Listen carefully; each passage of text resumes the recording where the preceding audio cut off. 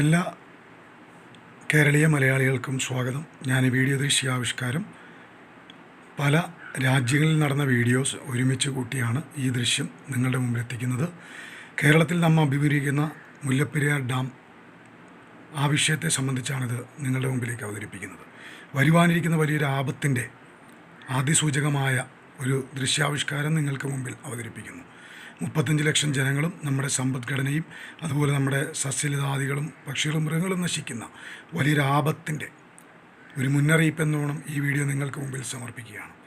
ഈ ദൃശ്യം കണ്ടും നിങ്ങളിത് മനസ്സിലാക്കിയും ഇതിനു വേണ്ടി പ്രവർത്തിക്കുവാൻ ഒരു മനസ്സോടെ എല്ലാവരും കരം കോർത്തുകൊണ്ട് മനസ്സാക്ഷി മുൻനിർത്തിക്കൊണ്ടും നമ്മൾ കേരളത്തിൽ അങ്ങോളം ഇങ്ങോളം ഈ ഒരു വിഷയത്തെ ഉയർത്തിക്കാട്ടി പ്രതിരോധിക്കേണ്ടതും പ്രതിഷേധിക്കേണ്ടതും